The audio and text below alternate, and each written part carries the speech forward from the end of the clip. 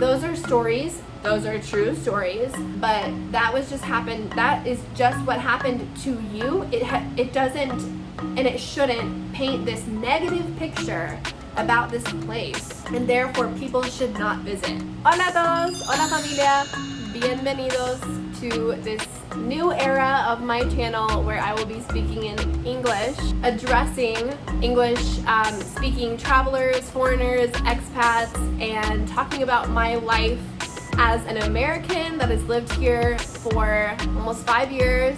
Wow, almost 5 years. An American woman and as an expat living here. So please subscribe to my channel if you want to hear more about my journey, information about living here in Medellín, if you're interested in living here, moving here, retiring here, whatever, investing here. All of these topics we will be exploring. I know that there are not very many YouTubers that are dedicated to this specific city of Medellín and or Colombia at large that have like experience, you know, a lot of experience just here. I don't travel around like as a digital nomad. So definitely subscribe if you want more of this kind of content. Also, as you are hitting that subscribe button, please sign up to my email list. Why? I am beginning a company here with Relocation Services as part of this company and also community online for people who are looking for those kinds of services, all the way from pickups at the airport to connecting you to every single person to make sure that your life here and transition here is as smooth and positive as possible. So I decided to go ahead with this topic of how to stay safe in Medellín, precisely because it's probably one of the top 5, if not top 3, if not top 1 questions that people ask when they're starting to search for information about Medellín and Colombia, etc. Okay, so I just want to give a little bit of background as to like who I am and where I've traveled, etc. So I've lived in Medellín since 2017. I moved here right after I graduated from college. I did spend a year abroad living in Lima, Peru. So, and that was when I visited Medellín at the time in 2015, 2016. So at the time when I first visited Medellín, I was kind of doing a lot of comparisons in my head about like between Medellín and Lima, because I knew I wanted to travel and live abroad after I graduated to continue speaking Spanish and have that experience like in my early 20s. So I just want to give my perspective on this topic, considering just all of the kind of content that is out there when you look up like, oh, is Medellín safe? So I recognize that when you ask that question of like, is Medellín safe? First of all, like, what is safe? Like, what does safe mean to you, right? Some of us have more travel experience than others. Some of us are more, you know, self-sufficient, independent. Some of us have training in martial arts. Some of us have knee problems. Like, you know, it just depends like who you are. And, you know, I am a solo female expat / traveler. So, you know, I did kind of get over a lot of those fears of like jumping out and living in a new country early on. But I can tell you that Medellín as a city, in comparison to many other places in Latin America that you might be traveling to or considering moving, retiring to, is a lot safer than a lot of the other big cities, for instance. So like when I lived in Lima, there's a more likelihood that you might fall into a trap of a robber or be a victim of that kind of thing, because so much what happens is on the periphery of the city where a lot of the poorer communities are, they will come to the city center and rob, and that happened a lot in Lima, and I was a target at that point. So it happened to me at gunpoint, and it was because I was doing something stupid. And I want to refer to these lessons that I learned from that incident. What was it? 7 years ago? In the tips that I will give in the second half of this video as to like how you can develop that sixth sense a little bit more of security and just be smart. Things you can do to avoid being a target of a robbery or any other dangerous situation. Medellín itself is a medium-sized city. It's not this big booming metropolis that like Bogota or Lima or Mexico City is. And I feel a lot safer here as an American woman than I did in bigger cities like that.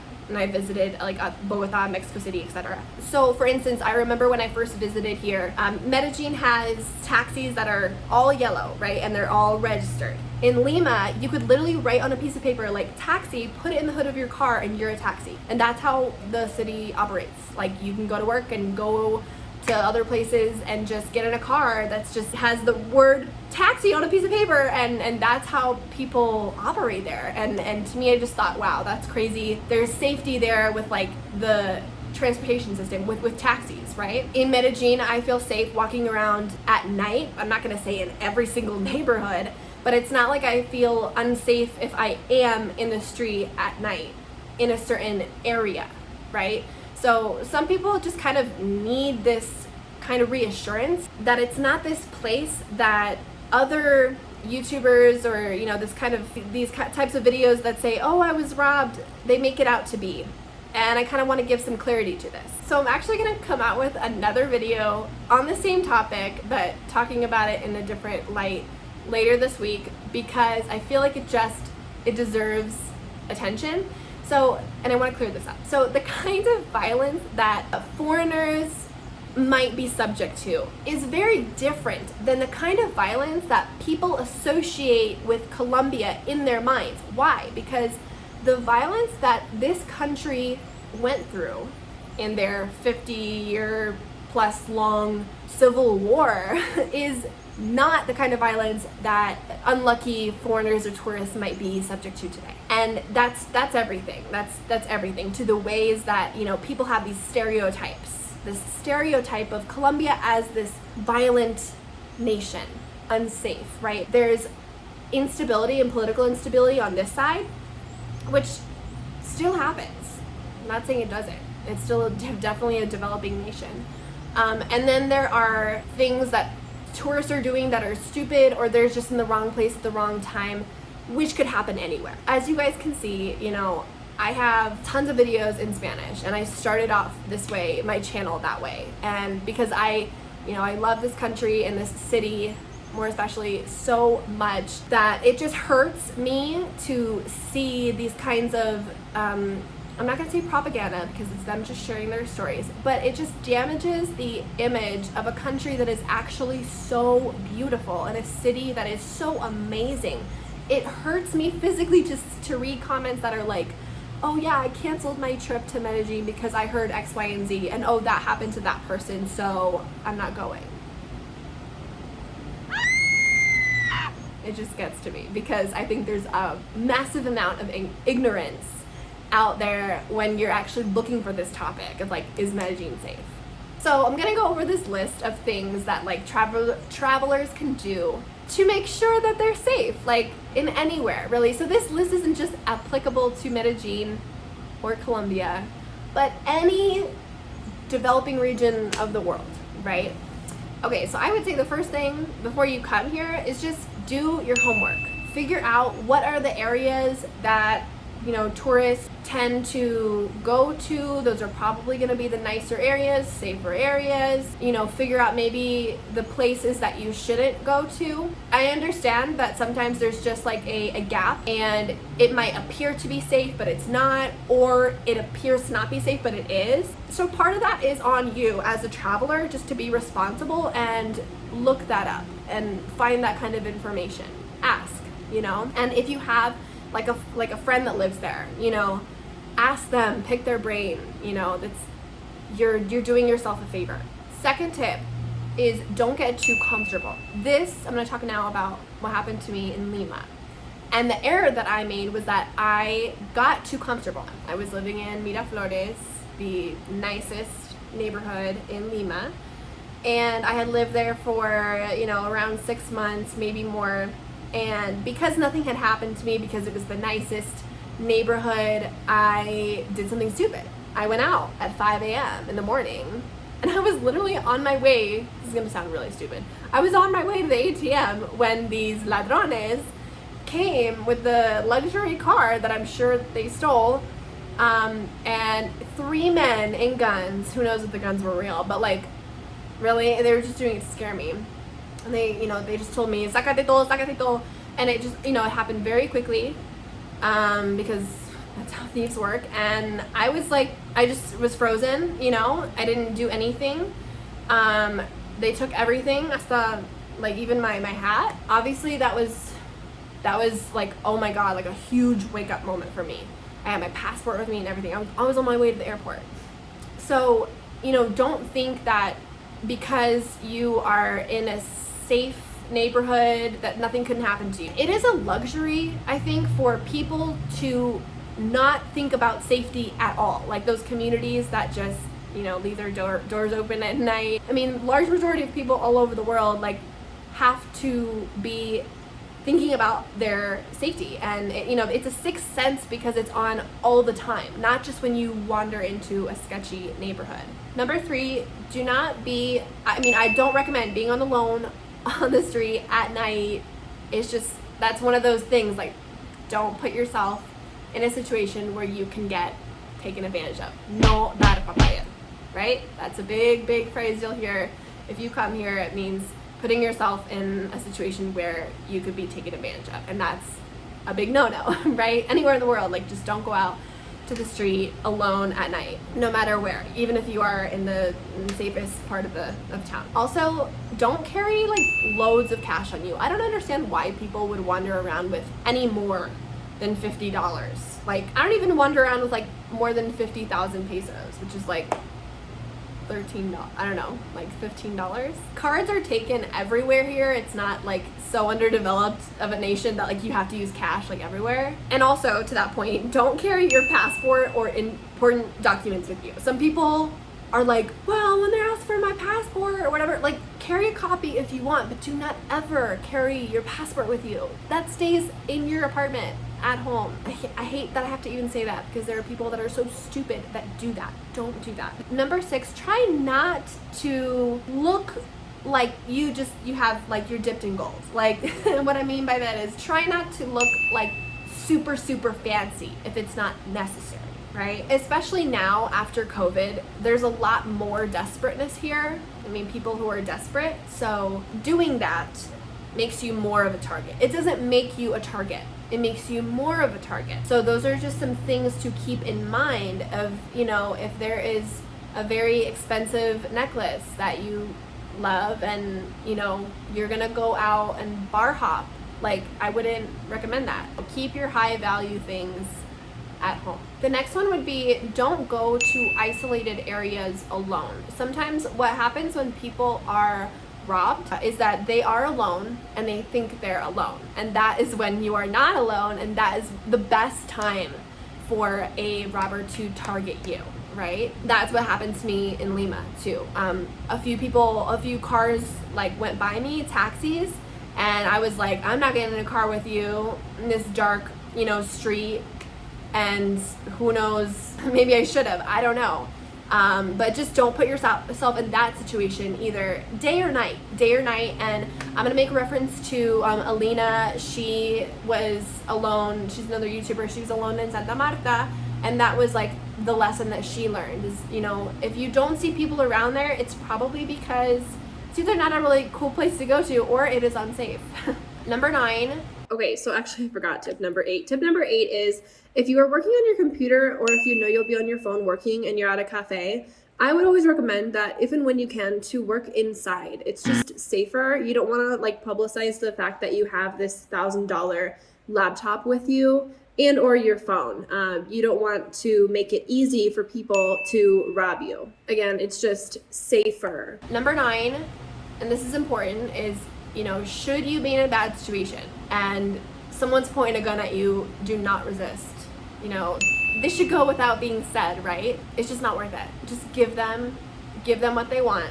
I want to kind of share this kind of last tip, kind of a bundle of different ways that people are robbed. Sometimes when we live in a developed nations where we don't need to think about these things, we have no idea that, oh my God, that's how I could get drugged, that's how I could get robbed, because it's so like, people get so clever with like the ways that they do it that you would never think of them. So I kind of want to share with you guys like some of the stories I've heard from my whole time in Latin America. I've traveled to other different countries as well, and just these kind of like traps that people would have no idea that that's how that could happen. So these tactics that robbers might use, I wouldn't even say many of them are applicable to Medellin as a city. Maybe in other areas of Latin America, but like some of these I've never heard of happening here.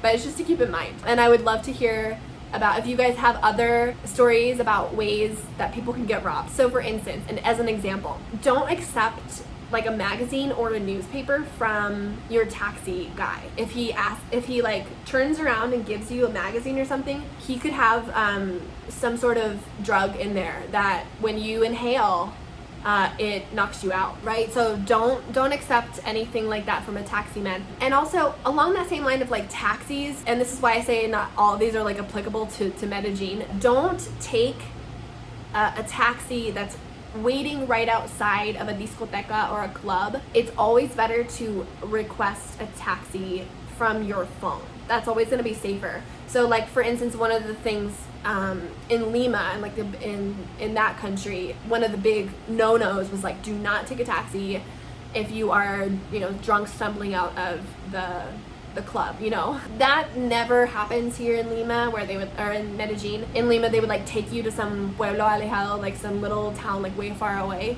and rob you and leave you there. But Medellin's not like that. It's like a big valley, so it's not really applicable. But just, you know, calling taxis is always going to be safer. That thing about the taxi driver, don't accept anything from them, obviously, like water, anything like that. Another one that I heard a few years back was like, if you are walking and if a guy like drops his wallet and there's somebody else behind you, the guy, you know, they're taking advantage of you being a good person, so you'll pick up the wallet and be like, oh hey sir, you dropped your wallet, and then they will rob you, like one from the front, one from behind. I hate it. Like that's never happened to me obviously, but like if that was to really happen and there was another guy behind me, I would not pick it up, or I would pick it up and run. No, I'm just kidding. But that, I've heard of that one. I've heard of, oh, just if somebody walks up to you and, you know, is asking for directions. If somebody really does truly like need to ask me for directions, they can do so at like a safe distance from me. But if somebody starts to get too physically close to me who I do not know, even if it's in public, you know, they could have a gun. They could show you that they have a gun or a knife or something, and you could be looking across the street, and to you, that's a conversation he's just having with some stranger, but really he's robbing you. So, you know, keeping your physical distance away from strangers in the street who might be onto you to get something from you by way of asking for directions or something like that. And one of these that is applicable to Medellin is like motorbike robberies. So being aware that when you pull up to a red light, and if you're like in a taxi and the window is down and you're on your phone, make sure that either you are not on your phone and your phone is put away and all of your things are safe, or that the window is up and the door is locked, because that can happen. They're called fleteros. It's a guy, two guys in the back of, and the guy on the back has a gun, and he's looking for people to rob, either people who are descuidando your phone, they're not taking care of, they're not paying attention, could easily just grab in and snatch your phone, and or if you are walking along the street and you are close, you're on the sidewalk and you're close to the street, even if you have a crossbody purse, make sure it's on the other side, not towards the street side. Do not be having your phone out, because very easily they come driving up and they snatch it and then they go. So, you know, I typically don't have my phone out like in the street, but I also do not feel unsafe if I have to. Only in certain areas, like if I go to El Centro or something, you definitely get a feel for what is safe and what is not, depending on what other people around you are doing, right? I'm not going to be like, oh yeah, don't have your phone out in the mall. Helicopter. And then just kind of the last thing would be like pickpocketing in general. So making sure that like when you're on the metro most importantly, and when you're out in a, you know, just in a crowded area, in a restaurant or even a mall where there's a lot of congestion, although I don't really know how often like congestion happens outside of public transportation now that we're like COVID times, whatever. But just making sure that like your purse isn't open or it can be easily accessed by other people, right? But that's just pickpocketing, and that can happen literally anywhere in the world. I feel like there is just this other like level to things where the reason why you have to have a little bit more caution here isn't because like they don't have cameras or there isn't community patrol or things like that. It's almost just like if those things did happen here, it's less likely that law enforcement is going to be taking those things as seriously as people would in more developed nations. Why? Because they got other more serious things to worry about in other parts of the city, that there's like more serious violence going on. You know what I mean? There's going to be less trust then on the part of the citizens that if their car was broken into, that justice will be served. You know what I mean? So you do have to, take it upon yourself to just take a little bit more safety precautions coming here. But I'm not going to make this video that's saying, how unsafe it is because X, Y, and Z happened to me. I wouldn't even say that about like Lima. I'm going to tell you the truth about what could happen, but I don't want to take away from the just amazing place and country, city that this is, which it is. And so that is what I want to be talking about in this next video that I'm going to publish in a couple days, because I just feel like it deserves attention. The kind of violence that people associate with Colombia and Colombia's violent past is not the kind of violence that tourists are subject to today. I hate the ways that there's, this, again, ignorance, so much ignorance, and that when these videos do pop up, like I was drugged and I was robbed in Medellin, or X, Y, and Z happened to me in Cartagena, whatever, like those are stories, those are true stories, but that is just what happened to you. It doesn't, and it shouldn't paint this negative picture about this place, and therefore people should not visit, because it's highly likely that will happen to you too. A lot of the times these situations are avoidable. When those videos are made, I just feel like it does a disservice to the country and the place itself. That's gonna be kind of controversial. A lot of people will not have that view. Feel free to like comment what you think about that. But I'd hate for someone to watch a video and then let that fear take them over. The fear has won. They're no longer considering that country on their travels. That's what I don't like. That's what I am against, right? So for instance, I really admire Alina for saying in her video when it happened to her in Santa Marta, like she's not gonna let this fear win, and she's not going to let it define her, because bad things happen to bad people every day, and there are bad people all over the world, and we can only do our best.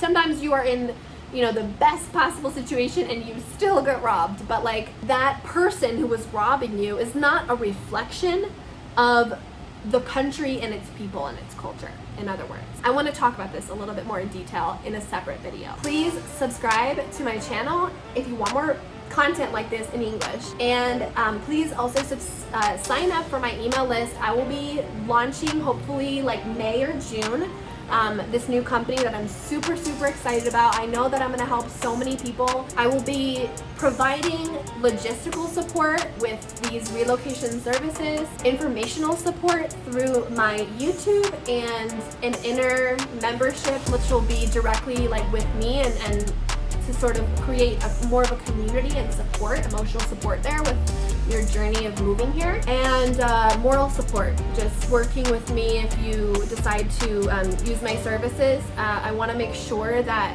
not only do you feel taken care of with the logistics, but that also you have a friend that you can confide in when you are going through difficult times or you just have questions. I'm really excited about this new chapter for the channel and my life here in Medellin. I really want to help connect the foreigners to the Colombians and vice versa, so there can be benefits on both sides. Por eso soy la gringa latina, and thank you guys so much for watching. Share this with somebody if they're considering visiting or moving or investing here in Colombia. Thanks for watching, you guys, and we'll see you guys in the next video coming out in a few days, so stay tuned.